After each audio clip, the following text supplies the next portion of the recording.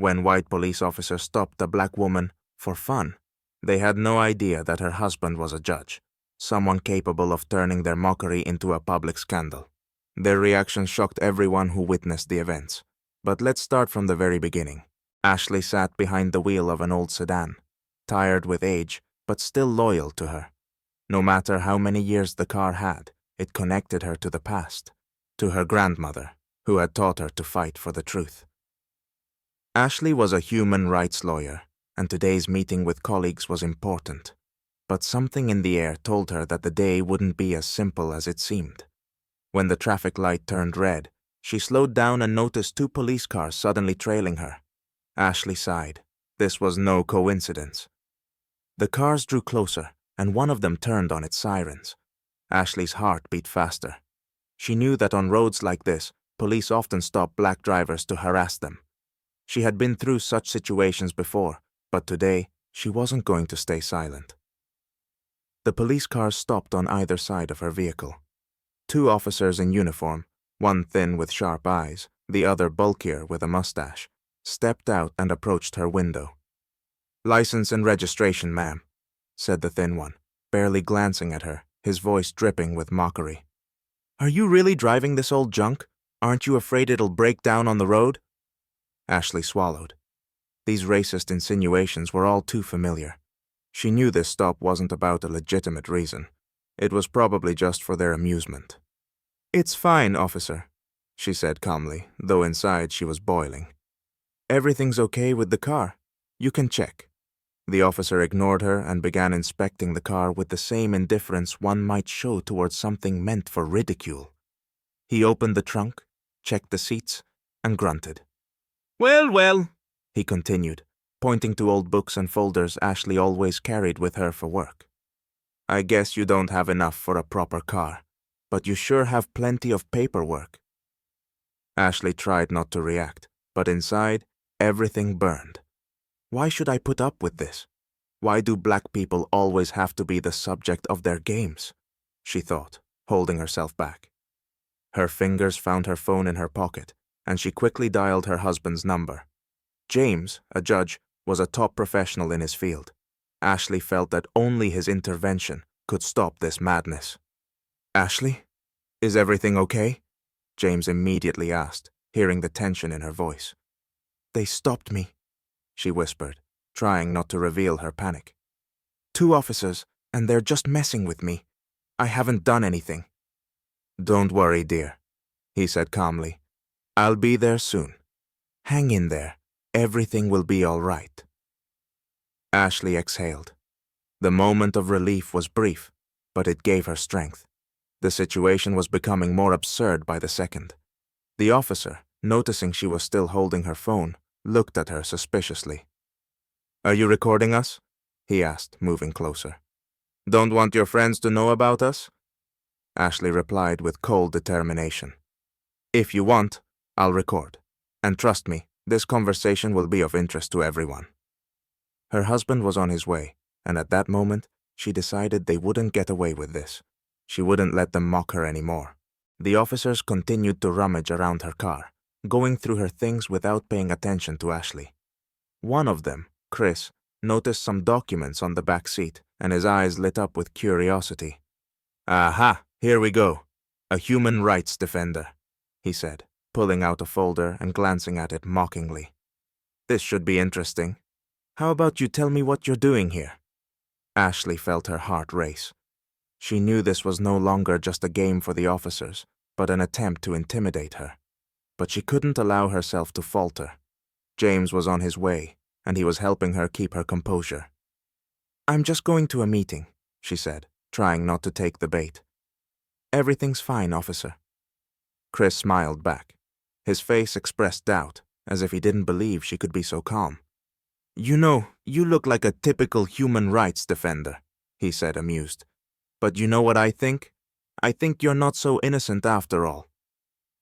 The other officer, the larger one, stood some distance away, observing the situation but not intervening. Ashley could see how his gaze was uneasy, and he clearly felt uncomfortable. Chris, however, was clearly enjoying himself.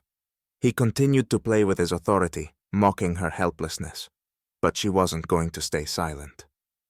"If you want, I can contact my lawyer," she said, gripping her phone tightly. "Or perhaps you'd like to talk to my husband." Chris laughed. "Your husband? A politician? A judge? You're trying to scare me, princess?" Ashley didn't answer immediately, but her thoughts were clear. She knew Chris just wanted to humiliate her. However, one key thought was in her mind. She had to remain composed so they wouldn't sense her weakness. It was too late, though, for him not to notice her gesture. She dialed James's number again, clenching her fist.